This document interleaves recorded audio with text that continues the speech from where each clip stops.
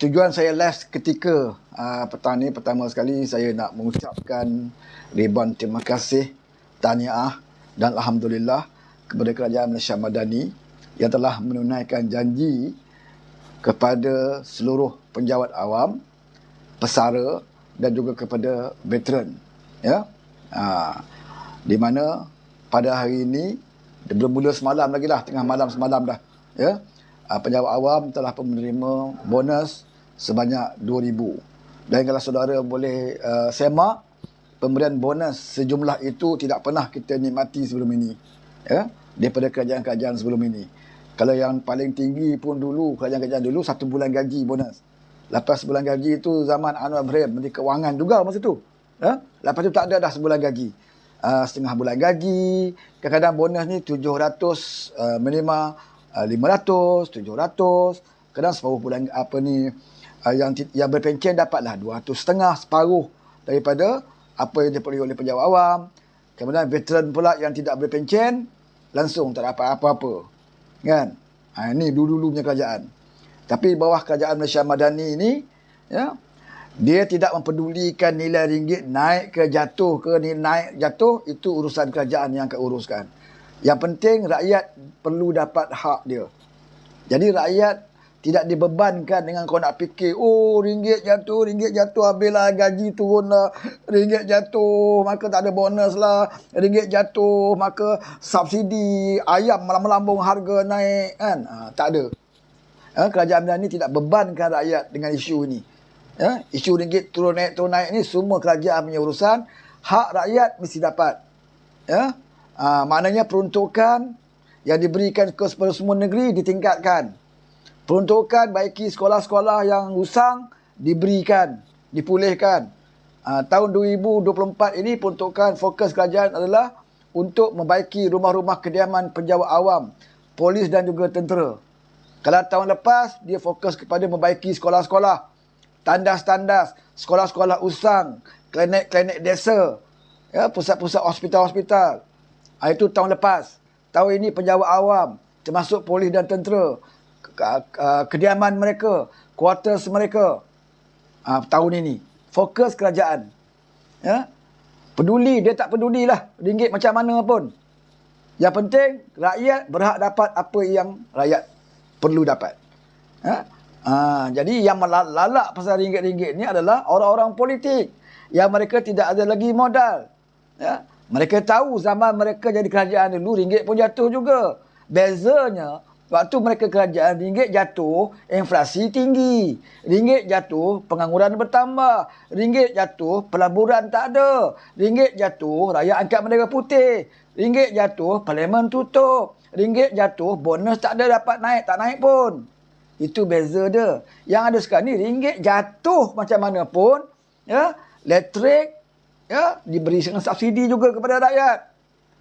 Ya, ringgit jatuh macam mana pun, bonus tetap dibagi 2,000. Ya, waktu kerajaan duit banyak dulu pun tak dapat 2,000. Ini dalam keadaan ekonomi macam ini, dalam hutang 1.5 trilion, Anwar boleh bagi lagi ke tangan awam 2,000. Kan? Dan bukan saja 2,000, kenaikan gaji tahun ini juga akan diselesaikan. InsyaAllah dalam hujung tahun ni pembentangan bajet akan diumumkan kenaikan gaji kaki tangan awam. Kerana jawatankuasa telah pun selesai mengkaji kenaikan gaji kaki tangan awam. Naik gaji kaki tangan awam bermakna naik gaji juga kepada pesara-pesara. Ini Kerajaan Malaysia Madani buat. Setahun lebih Kerajaan Malaysia Madani jadi kerajaan, tidak ada projek-projek mega. Ya, tidak ada bangunan-bangunan mencakar langit. Sebab Anwar Ibrahim dia tidak mahu jadi Perdana Menteri yang ada satu mercu tanda untuk orang ingat dia hebat. Dia tidak macam Perdana Menteri yang lalu. Jadi Perdana Menteri masing-masing berebut nak naik bangunan. Sebab apa? Bila mereka dah bersara, bila mereka dah jadi Perdana Menteri, orang akan ingat bahawa ada bangunan tinggi mencakar langit. Ada projek mega. Anwar tak mahu. Dia tak mahu orang ingat dia kerana bangunan tinggi. Ya, orang ingat Mahathir kerana apa? Kerana ada KLCC. Sampai sekarang hutang KLCC tak habis lagi. Dan apa hasilnya? Apa jasanya KLCC itu kepada orang Melayu khususnya? Ya, orang-orang rakyat biasa. Siapa orang Melayu ya, rakyat biasa yang mampu berniaga dalam bangunan KLCC. Siapa penghuni-penghuni KLCC sekarang? Apakah majoritinya orang Melayu? Apakah majoritinya orang kampung? Tak ada, saudara. Manfaat daripada kroni dia yang dapat projek KLCC. Sebab itu Anwar tak nak buat. Yang Anwar buat, dia buat apa? Dia jadi Perdana Menteri. Dia pergi ke bandar-bandar KL, dia tengok pedagang-pedagang, penjaja-penjaja, warung-warung yang selama ni duduk di celah-celah bangunan tinggi itu, ya, bangunan dia atap bocor, kebersihan tak terurus, ya, bangunan kejap ada yang pakai payung, ada yang pakai plastik sebagai atap, ya, ada yang bocor sana bocor sini. Anwar kata dia tak mahu melihat Kuala Lumpur seperti itu. Di celah-celah bangunan tinggi, terdapatnya orang mereka di celah-celah itu dalam keadaan tidak terurus. Maka dia selaraskan. Di KL sekarang ni, peniaga-peniaga diberikan tempat berniaga yang selesa dan bersih. Bukan sekadar dia keluarkan arahan, dia pergi lautan mengejut. Dia pergi tengok kat situ, kampung baru, dekat Chowkit, dekat mana, dia pergi tengok sendiri. Apakah selama ini kehendak dia itu dilaksanakan oleh pihak yang berkenaan. Maka dia pergi cek. Ini Perdana Menteri kita. Dia bagi peruntukan, kemudian ada follow up. Dia tengok berjalan ke tidak berjalan. Ini yang dilakukan oleh Perdana Menteri. Sampai ke tandas pun dia pergi masuk. Mana ada Perdana Menteri sebelum ini yang pergi ke mana-mana sekolah, sanggup pergi tengok tandas? Tak ada, saudara.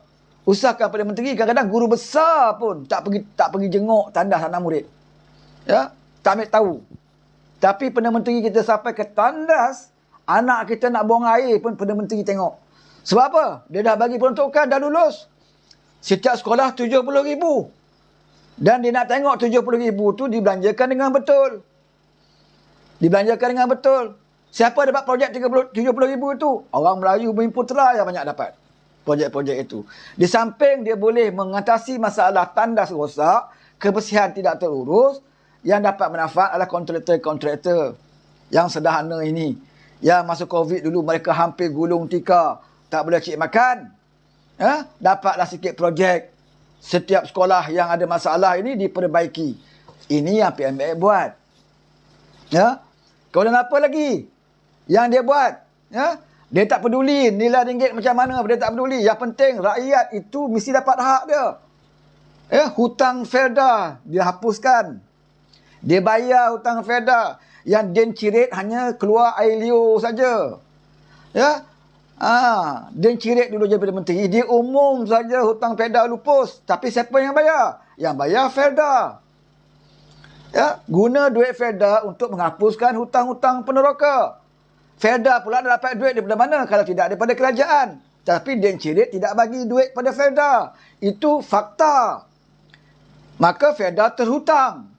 Kalau dibiarkan, kerajaan tak bantu untuk nak selesaikan hutang Felda ini, mungkin Felda akan jadi macam muflis. Kalau syarikat, macam muflis lah. Bila Felda tidak ada duit, ya, yang rugi peneroka.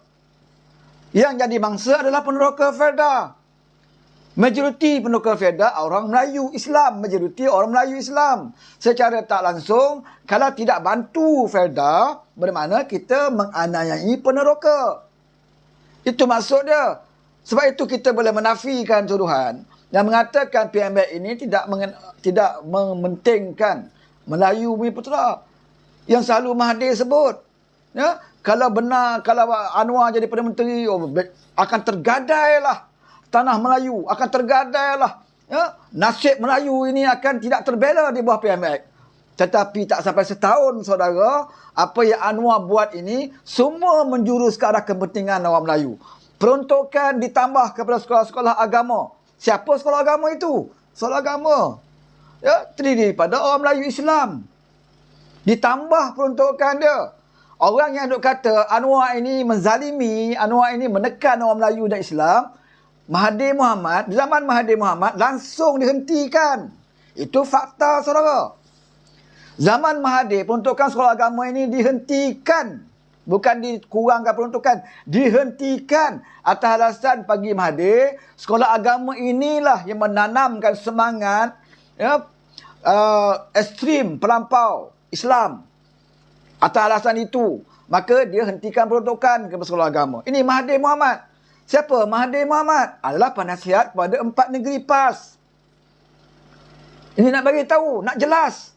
Supaya kita kenal siapa yang benar, siapa yang tidak benar. Ya, siapa yang perjuangkan nasihat Melayu Islam, siapa yang memusnahkan Melayu Islam. Biar jelas dengan fakta. Ya, jangan kita dengar cakap lebay. Lebay ni bila hilang kuasa, ya, dia akan anggap Mahathir sebagai pahlawan. Dia akan anggap Mahathir sebagai pejuang Islam. Sebab dia dah hilang kuasa, saudara. Apakah saudara lupa suatu kita menamakan Mahathir sebagai bakal Perdana Menteri Pakatan Harapan dulu? Apa Haji Hadi sebut? Apa Haji Hadi sebut? Kenapa Pakatan Harapan angkut lagi orang tua ni? Orang tua yang menghina Islam. Orang tua yang banyak menganiayai orang Melayu. Mahathir ni dah tua, tak layak jadi Perdana Menteri, kata Haji Hadi. Mahathir ini hanya layak jadi doktor klinik satu Malaysia. Ini mulut yang keluar daripada mulut Haji Hadi Awang, saudara. Waktu kita letak menamakan Mahathir sebagai bakal Perdana Menteri Pakatan Harapan dulu. Ya, kita terpaksa letak sebab Anwar dalam penjara. Tidak ada pilihan. Itu pun kita letakkan limit. Ya, Perdana Menteri sementara sehingga Anwar keluar. Tetapi apabila sekarang ni Hadi bersama dengan Mahathir, dia anggap Mahathir hebat. Mahathir lah pejuang Islam. Ya? Semenjak bila Mahathir jadi pejuang Islam ni? Apabila disarungkan vest warna hijau, vest PAS ni, pakai vest saja, maka Mahathir telah disucikan. Maka Mahathir itu suci lagi menyucikan. Itu saudara. Ya? Mana prinsip PAS? Mana prinsip PAS? Tak ada. Tak ada prinsip Mahathir, saudara. Ya? Sebab apa mereka angkut Mahathir? Sebab Mahathir sekarang ini menyerang Anwar Ibrahim. Sesiapa saja yang menyerang Anwar Ibrahim, itulah rakan PAS. Itulah rakan PAS. Dan jangan lupa, orang yang paling marah dengan Anwar Ibrahim, orang yang paling tak suka pada PMX, termasuk juga Yahudi Israel. Kalau saudara buka website Israel, ya, dalam X Mossad itu sendiri, ya, mention nama Anwar Ibrahim adalah musuh utama bagi Israel. Saya nak sebut Israel banyak, takut kena ban ni dalam TikTok. Tak berani juga nak sebut banyak kan, Yahudi ni. Nanti kena ban pula kan. Dalam X dia mention Anwar sebagai musuh dia. Sebab apa sebagai musuh? Pasal dia tengok PMX inilah satu-satunya Perdana Menteri Malaysia semenjak merdeka yang betul-betul tegak, ya, tidak suka kepada puak Israel ini. Bukan sekadar mulut. Kalau sekadar mulut, semua Perdana Menteri cakap macam tu. Daripada zaman Perdana Menteri sebelum ini pun, oh kami menentang rejim ini, menentang rejim ini. Semua Perdana Menteri akan cakap benda yang sama. Dalam PBB pun baca tag lah Perdana Menteri ini. Oh hentam, tidak suka dengan tindakan Israel ini dan sebagainya. Tapi Anwar bukan sekadar itu. Dia bukan sekadar kata-kata, ya, seorang pemimpin secara diplomatik bercakap. Bukan sekadar itu, saudara. Dia bercakap, ya, kemudian dia berusaha berjumpa dengan ketua-ketua negara Islam, berjumpa, bermesyuarat, memberikan idea dia, memberikan cadangan dia, memberi bantuan sebanyak mungkin kepada Palestin. Itu cara Anwar Ibrahim. Tak cukup dengan itu. Tak cukup dengan itu. Ya, dia gunakan apa yang mampu kerajaan Malaysia buat untuk menyekat, ya, Israel ini.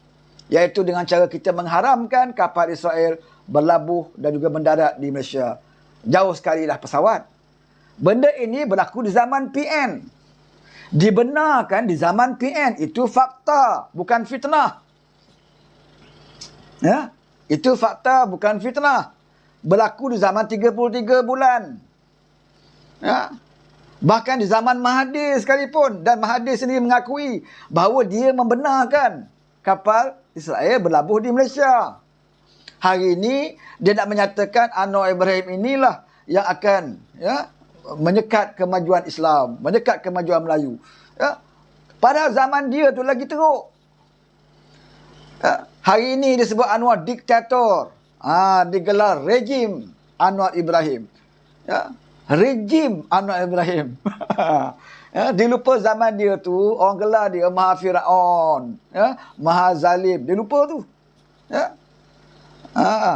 Setahun lebih Anwar jadi Perdana Menteri, tunjukkan kepada kita satu kes di mana orang masuk penjara, dikurung dalam penjara tanpa dibicarakan, tak ada. Tapi kalau nak tengok kes zaman Mahathir, puluhan, ratusan orang, sama ada orang politik maupun ugamawan, ya, disumbat ke dalam tahanan tanpa dibicarakan. Itu berlaku di zaman Mahathir. Siapa dia Mahathir? Kawan baik kepada Haji Hadi. Apakah Haji Hadi, ya, cenderung kepada orang yang zalim? Kita nak tanya dia. Pasal dia selalu duk baca ayat. Wala tarkanu illal ladzina zalamu fatamassakumun nar. Dan jangan kamu cenderung kepada orang yang zalim, kelak kamu dibakar api neraka. Inilah ayat yang selalu dibaca oleh pimpin PAS, ya, dalam ceramah-ceramah mereka apabila mereka menjadi pembangkang. Hari ini bukan saja cenderung, dia melantik Mahathir itu sebagai penasihat kepada negeri-negeri yang mereka perintah. Tidakkah itu hipokrit? Tidakkah itu munafik? Ya, menipu penyokong mereka. Kononnya mereka lah pejuang Islam, tetapi mengangkat seorang tokoh yang anti kepada Islam untuk menjadi penasihat mereka. Ya, saya boleh sebut bukti bahawa Mahathir ini anti kepada Islam. Di zaman dia jadi kerajaan, apa yang dia tidak hina tentang hukum Islam? Dia pernah menghina hudud. Nak makan sup tangan, datang ke Kelantan, dia kata. Dia pernah mengugut kerajaan di Kelantan di bawah kepimpinan Tok Guru Nik Aziz. Apabila Tok Guru Nik Aziz memperkenalkan elemen syariah hudud, apa kata Mahathir? Ya, cubalah buat kalau berani. Kerajaan pusat akan bertindak. Dia hantar surat kepada kerajaan di Kelantan, saudara, untuk menghalang Tok Guru Nik Aziz meletakkan elemen hudud di Kelantan. Ini Mahathir sampai ke peringkat mengugut. Mengugut, saudara. Punya dia, bencinya dia kepada Islam, Mahathir ini. Sebab itu tidak heran kalau Siti Hasmah menyatakan bahawa, ya, dia nak pakai tudung. Dia dah tua, Siti Hasmah kata. Baru balik Mekah. Saya naklah pakai tudung macam orang lain. Ya, menutup aurat. Tetapi suami saya tak benarkan. Ini Siti Hasmah sebut. Bukan fitnah, saudara. Ada dalam YouTube. Ada dalam Google. Boleh tengok kenyataan dia. Dia nak pakai, tapi Mahathir melarang dia daripada pakai tudung. Sebab apa Mahathir melarang? Sebab Mahathir bukan berjiwa Islam. Dia tidak ada roh Islam pun. Ya, hukum asas pun dia lawan, saudara. Ya, menutup aurat ni hukum Islam yang asas. Usah bicaralah tentang perundangan Islam, usah bicaralah tentang hudud, usah bicaralah tentang menghapuskan riba dan sebagainya. Ya, asas. Menutup aurat yang mudah itu pun, ya, yang orang ramai, orang kampung, orang miskin pun boleh buat benda ni. Ya, menutup aurat ni tak perlu duit banyak pun. Tak perlu ilmu tinggi-tinggi. Tak perlu pergi Universiti Azhar pun nak menutup aurat ni. Orang kampung biasa, orang miskin, bahkan peminta sedekah pun ramai yang menutup aurat, saudara.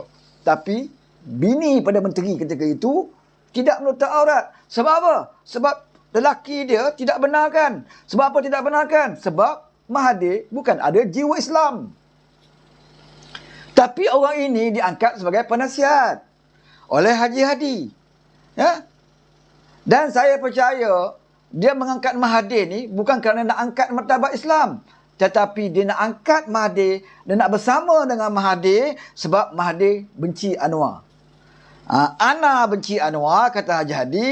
Anta benci Anwar. Ayuh kita berganding bahu untuk menjatuhkan Anwar Ibrahim. Kenapa? Sebab Anwar ini kalau dibenarkan dia jadi Perdana Menteri, PAS tidak akan ada modal lagi. Ya? PAS tidak akan ada modal lagi. Kita nak main isu agama, Anwar dah buat. Saudara masih ingat tak masa mula-mula Anwar masuk UMNO dulu? Bila dia mewujudkan Bank Islam, Universiti Islam, idea Bank Islam, Universiti Islam, Takaful Islam, Insurans Islam, pajak gadai Islam, dia perkenalkan di zaman Anwar berada dalam UMNO. Ya, ketika itu, waktu itu PAS dah mula gelabah. Sebab apa? Sebab mereka selama ini berkempen tentang Islam, Islam, Islam dengan ailio saja. Tetapi Anwar, dia tidak keluar ailio. Bahkan dia mengamalkan apa yang Islam suruh. Ya, dia tidak menjadikan Islam sebagai tunggangan. Dia tidak menjadikan Islam hanya sebagai slogan. tetapi dia melaksanakan apa yang Islam suruh. Ini Anwar buat. Dan PAS ketika itu dah jadi gelabah. Sehingga kan ketika itu, apabila diwujudkan Bank Islam, terdengar pimpinan PAS menyatakan, oh ini Bank Islam ini hanya umpama gincu. Perempuan pakai gincu di mulut. Hanya tempelan-tempelan yang kami nak hudud, dia kata. Buat apa ada bank Islam tetapi ada lagi bank-bank yang lain yang melakukan riba? Ini alasan mereka menentang Anwar Ibrahim ketika itu. Saya masih ingat. Ya, mereka bukan puji, sepatutnya alhamdulillah. Ya, negara kita dah lama dah dikontrol oleh bank-bank yang mengamalkan riba ini. Ya. Ada satu bank yang ditubuhkan oleh kerajaan dengan bank Islam. Sepatutnya alhamdulillah. Ya, walaupun tidak semua bank ya seperti bank Islam, tetapi ada satu bank yang memberi option, ya, memberi alternatif kepada umat Islam untuk mereka mengelakkan diri daripada melakukan riba. Ada pilihan bagi umat Islam. Maka diwujudkan ketika itu. Tetapi PAS menentang. Pimpinan PAS ketika itu kata apa? Ini semua Islam tempelan yang dibuat oleh Anwar Ibrahim. Buat apa ada bank Islam tetapi masih ada lagi bank-bank yang lain mengamalkan riba. Ini. Ya. Ini saudara, sikap mereka terhadap Anwar Ibrahim. Apa saja ada idea Anwar Ibrahim akan ditentang oleh PAS. Sebab bagi PAS, kalau dibenarkan Anwar Ibrahim melaksanakan agenda-agenda Islam ini, maka orang tidak lagi percaya kepada PAS. Ya? Orang akan lihat bahawa Islam yang dibawa oleh Anwar Ibrahim itu lebih menepati apa yang dikehendaki oleh Allah Subhanahu Wa Taala. Ya. Kerana dalam konsep kita Islam, kalau kita tidak dapat buat semua, jangan tinggalkan semua. Ini konsep kita. Allah tahu daya upaya kita, Allah tahu keupayaan kita. Sebab itu Allah kata, dalam Islam dikata, kalau kamu tak boleh buat semua, jangan tinggalkan semua. Sebab ini yang Anwar amalkan. Sebab tu dia lah UMNO lagi, sampailah hari ini bila dia ada kuasa sebagai Perdana Menteri, inilah amalan yang dia buat. Kalau tak boleh buat semua, jangan tinggal semua. Sebab itu ada ya yang hukum Islam yang dia dituntut dalam Islam diamalkan oleh Anwar Ibrahim. Kalau tidak semua, dia takkan tinggalkan semua, saudara. Apabila Islam mengatakan bahawa kebersihan itu sebahagian daripada iman, Anwar mengamalkan di dalam pentadbiran. Dia menitik beratkan tentang kebersihan. Bermula daripada zaman pelajar lagi. Pelajar-pelajar harus dididik supaya menjaga kebersihan.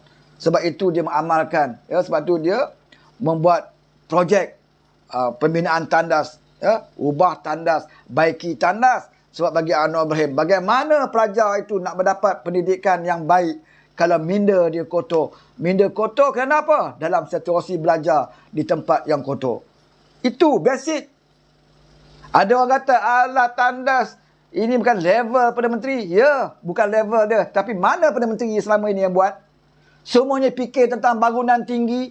Semuanya fikir tentang projek-projek mega. Tak ada siapa pun nak fikir tentang tandas. Anwar Ibrahim tak apa. Dia merendahkan diri dia. Orang gelarlah dia Perdana Menteri tandas sekalipun. Tetapi bagi Anwar Ibrahim, yang boleh menilai usaha dia hanya Allah Subhanahu Wa Taala. Dia nak Allah yang menilai kerja dia. Dia tidak perlukan kamu semua untuk nak bodek dan ampu dia. Ya? Bagi Anwar Ibrahim, apa yang dia buat tu nawaitu dia. Itu penting. Allah melihat kepada niat kita. Ya? Kerana setiap amalan itu bermula daripada niat. Jadi apa yang Anwar buat sekarang ini, banyakkannya adalah berpandu kepada apa yang diperintahkan oleh Allah Subhanahu Wa Taala. Sama juga dengan mengurangkan judi. Cabutan judi. Ya. Daripada 8 kali, zaman PN naik pada 22 kali. Waktu lebay-lebay jadi kerajaan naik. Bagi Anwar Ibrahim, kalaulah kita tidak ada upayaan, tidak ada keupayaan nak menghapuskan 100% judi, tapi sekurang-kurangnya kita melakukan sesuatu. Dia kurangkan balik kepada 8. Tak perlu Anwar Ibrahim tanya DAP pun. Tak perlu Anwar Ibrahim nak bawa ke kabinet pun. Dia umum, dia agak sumpah hari ni. Ya? Petang tu dia dah umum dah. Judi turun kepada 8 serta merta. Itu Anwar Ibrahim. Waktu dia menurunkan judi daripada 22 kepada 8, kabinet tak dibentuk pun lagi, saudara. Kabinet pun tak, menteri pun tak lantik lagi. Hanya dia seorang angkat sumpah pada menteri. Tapi dia mampu mengumumkan satu perkara yang mungkin tuan-tuan kata, oh ini tak penting. Menurunkan judi ni tak penting. Tapi bagi Anwar Ibrahim, benda yang tak dibenarkan oleh agama, kalau kamu tidak ada keupayaan untuk menghapuskan semua sekali, sekurang-kurangnya kamu buatlah pengurangan, ansur-ansur lah. Berbeza daripada zaman PN. Usahakan nak hapus, usahakan nak kurang, dia tambah lagi, saudara. Walaupun lebay ada kat situ, walaupun alim ulama yang menadah kitab siang malam berada menjadi menteri ketika itu, mereka tak mampu berbuat apa-apa, saudara.